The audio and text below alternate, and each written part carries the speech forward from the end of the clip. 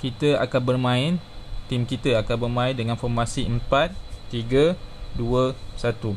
Seperti mana yang kita tengok, ini kita ada 4 defender, 2 defensive mid, 3 attacking midfield dan 1 adalah striker. Okay, ini merupakan formasi asas apabila kita memulakan satu perlawanan. Kenapa aku pilih formasi ini berbanding formasi-formasi lain? Mana kita ada, macam yang kita tahu, kita ada formasi 4-4-2, 4-5-1, 4-3-3. Okay, itu bergantung kepada kaedah atau taktikal atau the way kita nak approach game itu. Tapi aku suka 4-2-3-1 ni. Objektifnya adalah kenapa? Sebabnya aku nak nak tim kita kuasai bahagian tengah padang. Seperti mana yang kita tengok depan ni, tengah is very crowded. Kita dah penuhkan bahagian tengah dengan player kita, jadi menyukarkan opponent untuk attack. Opponent hanya akan ada attack anda sebelah tepi sahaja. Okay, sebelah tepi sahaja. Ini mengurangkan risiko untuk kita kena gol. Sebab bila dia attack belah tepi, dia hanya akan ada 2 sahaja option, iaitu sama ada dia cross bola, defend cross bola masuk dalam penalty box, ataupun dia shoot daripada tepi bola, daripada tepi padang, di mana chances untuk skor di sebelah tepi padang adalah lebih rendah berbanding kalau dia shoot daripada tengah padang. Untuk crossing, bila opponent crossing bola di tengah padang, kita dah tak perlu risau sebab kita ada dua defensive mid yang tinggi. Okay, kita ada dua center back yang tinggi yang boleh clear air ball. Jadi itu dah membantu kita sebenarnya dalam situasi ini. Jadi formasi ini aku suka lagi, formasi ini adalah dia membantu kita untuk sama ada kita hendak bertahan, kita dalam proses transition bola dan proses dalam menyerang. Padang aku suka bahagikan padang bola ni kepada 3 bahagian. Okey, yang warna hitam ni, line warna hitam ni ialah defensive third. Ya, ini bahagian apabila kita defend, yang mana kita kena protect goal, kita kena protect penalty box ni, sebab penalty box ni adalah tempat yang paling vulnerable. Okey, kalau kita diserang. Dan di antara marker hitam dengan kuning ni adalah middle third. Okey, antara marker hitam, kuning ni sampai ke sini, ini adalah middle third. Okey, kawasan ini adalah middle third, tengah padang, di mana kita nak proses bola tersebut sebelum kita menyerang. Manakala bahagian atas ini, okey, daripada kuning ni sampai ke hujung corner okey, corner spot ni, okey, yang ini semua sekali ini adalah attacking third. Attacking third ini merupakan tempat di mana kita unleash, kita nak buat apa-apa, kita serang. Inilah tempatnya. Okay, gunakan kreativiti penyerang kita untuk menyerang. Jadi dalam bola sepak, kita ada fasa di mana kita perlu bertahan, di mana kita perlu proses the ball, transition, dan proses menyerang. Jadi bagaimana kedudukan formasi kita apabila kita bertahan ataupun kita diserang? Okey, seperti ini. Okey,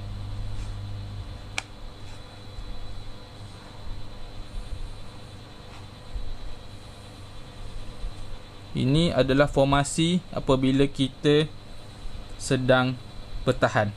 Tengok bagaimana kedudukan.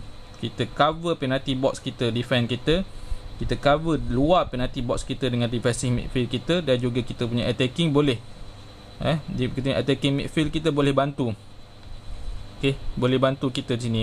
Hanya striker saja duduk di atas. Okey, yang lain ni akan bantu kau defend bola. Okey, attacking midfield boleh bantu. Okey, boleh bergerak.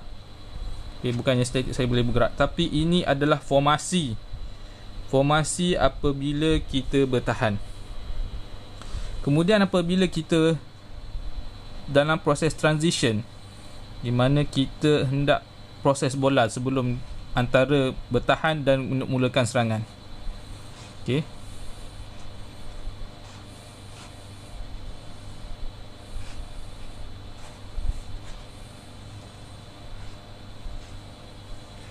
kita balik pada posisi asal masa kita start line out tadi. Ini Yang ini kedudukannya di mana apabila kita sedang beralih daripada kita bertahan, okey, daripada bertahan tadi kepada menyerang. Kemudian bagaimana pula keadaan formasi apabila kita mula menyerang?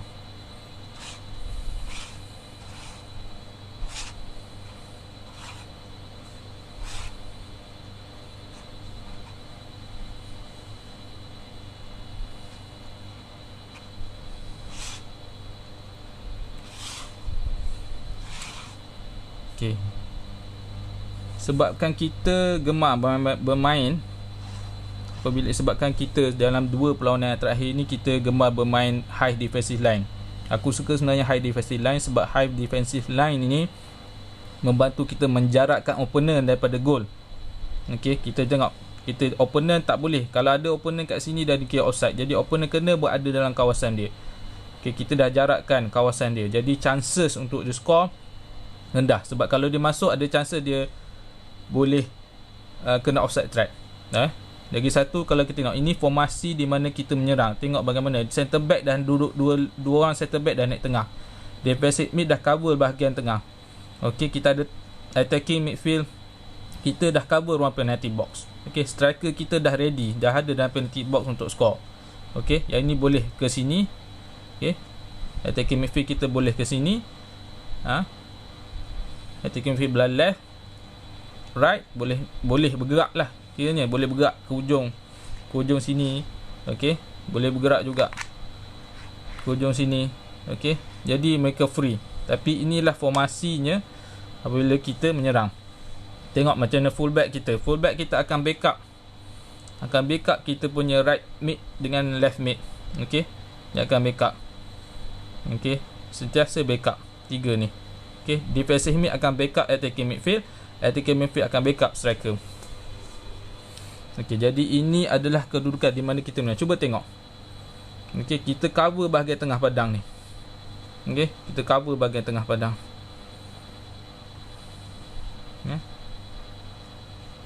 Ingat bagaimana kita cover tengah padang. Kita crowded kat tengah padang. Sebab itu aku suka formasi 4-2-3-1 ni, sebab ianya membantu kita untuk mengawal bahagian tengah. Okey, dalam apa jua keadaan pun kita mengawal bahagian tengah. Kalau tengok balik tadi, kita kawal bahagian tengah. Okey, sebab tengah ni is very important tempat. Jangan bagi kosong. Walau apa pun tengah, jangan bagi kosong. Sebab tujuannya adalah untuk mengurangkan pihak lawan serang di bahagian tengah, melalui tengah. Kalau diserang bahagian tengah, risiko untuk kena gol tu tinggi berbanding diserang di bahagian tepi. Sebab bahagian tepi angle kecil. Angle dah kecil, dah susah dah. Okey, kalau bahagian tepi ni dia dah angle dah susah, dah tutup. Okey, dia tak terbuka luas. Bukan kata tak boleh skor, boleh, tapi susah, sukar. Jadi sebab itulah aku guna formasi ni.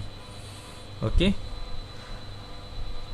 Kemudian banyak orang kata high defensive line, bagaimana kalau opponent hantar bola terus ke sini. Okey, hantar bola dan dia ada player yang laju, boleh terus bawa kejar bola tu, dan akhirnya akan berhadapan situasi 1 lawan 1 dengan, katakanlah ini opponent. Okey, ini opponent, dia hantar bola ke sini.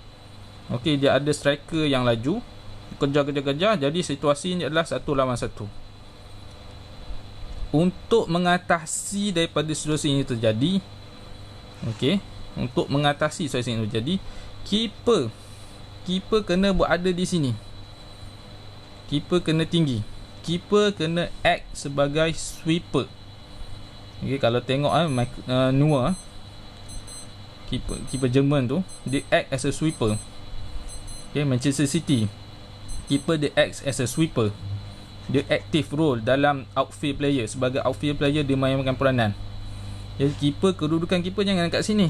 Kalau kat sini memang kena lah, muat-muat, memang kena. Jadi keeper kena tinggi. Bila sebab defense dah naik keeper ni, kita kena reduce the gap.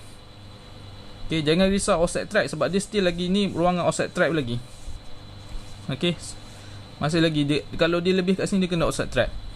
Jadi keeper kena berada di sini sebab dia yang orang paling hampir. Andai kata andai kata bola dihantar ke sini, okey, dia yang paling hampir untuk intercept banding dengan orang ni kena lari. Okey, dia kena lari jauh untuk kejar bola, sedangkan keeper dah paling dekat. Lagi satu, bola ke arah keeper. Okey, bola ke arah keeper, bukannya berbanding opponent, dia kena kejar bola daripada belakang, kena kejar bola. Tapi keeper daripada depan dia boleh ke hadapan. Jadi keeper senang untuk intercept dan clear the ball, okey, apabila kita high defensive line. Jadi itu taktikal yang akan kita guna pakai. Okey, biasanya orang akan tanya pula lah, okey, kalau ada yang rembat daripada tengah padang, okey, rembat daripada tengah padang kan, chances orang player Malaysia nak rembat tengah padang masuk gol ni kurang lah. Even professional pun susah nak dapat, tak banyak.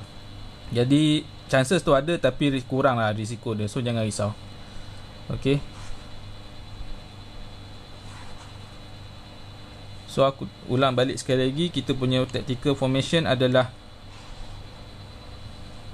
4-2-3-1. Okey, aku harap korang dapat faham kita punya formation, bagaimana kita akan bermain semasa friendly akan datang. Okey, baik, itu saja untuk video yang pertama.